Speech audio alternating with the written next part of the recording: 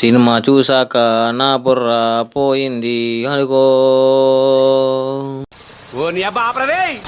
Hello మా bros, అందరికీ నమస్కారం. చాలా రోజుల తర్వాత మళ్ళీ మేము ముందుకు వచ్చేసాను లాంగ్ వీడియోతోని.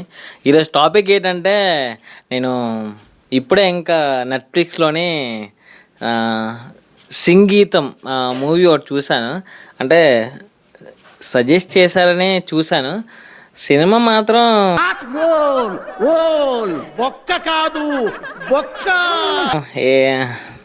నాకు మాటలతో కాకుండా పాటలతో అయితే బాగా చెప్పగలను, ఎందుకంటే సినిమాకి రిలేటెడ్గా ఉంటుంది కాబట్టి. సినిమా గురించి మాట్లాడితే ఏముంటానో తెలుసా మీకు? వీడికి ఎవడన్నా ఉద్యోగం ఇస్తే బాగుండు, ఖాళీగా ఉండి కాన్సన్ట్రేషన్ అంతా నా మీద పెడతా. సినిమా చూసాక నా బుర్ర పోయింది అనుకో.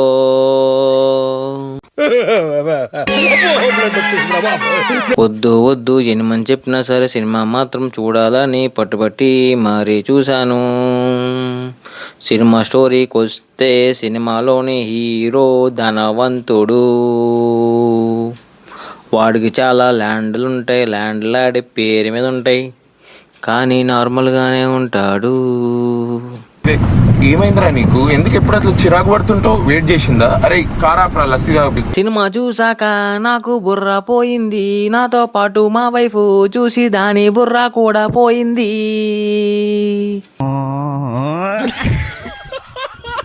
ఎందుకు తెలీదు భయ్యా, సారీ. మనం బాటలతో పాడాలి కదా. ఆ ఊరు పేరు కుబేరాపురం, ఆ ఊరికి ఒక శాపం తగులుతాది. ఆ శాపం ఎందుకు వచ్చిందో, ఆ శాపం ఎందుకు పోతుందో ఎవరికి తెలీదు. రే నీకు దండం పెడతాను, నువ్వు రే ఏందిరా ఇట్లా అయిపోయావు. ఒక ఫ్లాష్ బ్యాక్ ఉంటుంది, అదేమో నాకు గుర్తులేదు, మర్చిపోయాను. ఫైనల్గా మూవీ గురించి చెప్పాలంటే ఒక్కసారి మీరు కలిసి చూడొచ్చు. మస్తు షేడ్స్ ఉన్నాయరా నీలా. అబ్బో కమలాసన్. సినిమా గురించి మామూలుగా మళ్ళా మాట్లాడితే మాత్రం సినిమా ఓకే.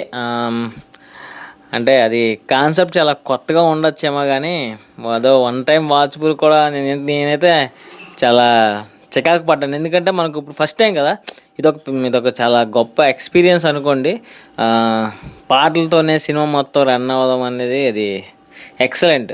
ఆ థాట్ బాగానే ఉంది, కానీ కొంతమంది ఆర్టిస్టులు కానీ కొంతమంది పాడుతున్నప్పుడు లిప్ సింక్ కానీ అవి సెట్ అవ్వదు. ఇంకా అది కాకుండా బ్యాక్గ్రౌండ్ అయితే వరస్ట్గా ఉంటుంది, బ్యాక్గ్రౌండ్ బాగోదు. ఒక్కొక్క క్యారెక్టర్ ఉంటే అది అసలు ఒక ఎమోషన్ అనేది క్రియేట్ అవ్వదు.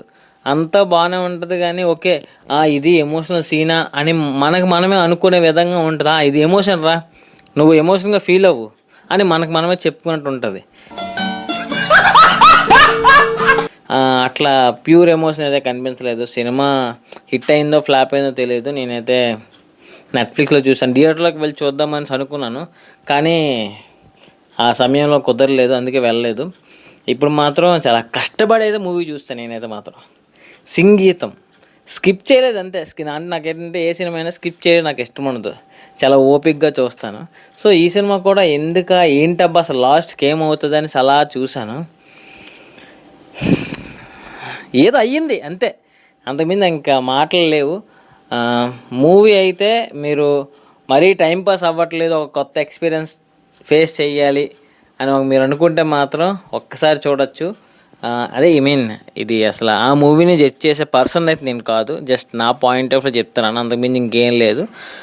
కొంతమంది నెగిటివ్గా అయితే తీసుకోవద్దు ప్లీజ్. మిమ్మల్ని నేను చాలా గౌరవిస్తాను, అది కాకుండా మిమ్మల్ని నవ్వించడం కోసం మాత్రమే నేను చేస్తున్న ఈ ప్రయత్నం తప్ప కానీ ఇంకే విధంగా కూడా కాదు. దయచేసి ఏమైనా తప్పులుంటే ప్రతి ఒక్కరు నన్ను క్షమించండి. మా చెత్త నా కొడక, మీ అమ్మ నాన్న చూశారనుకో, నా కొడక రే నీకు పిల్లను కూడా ఇవ్వరు రే ఎవరు.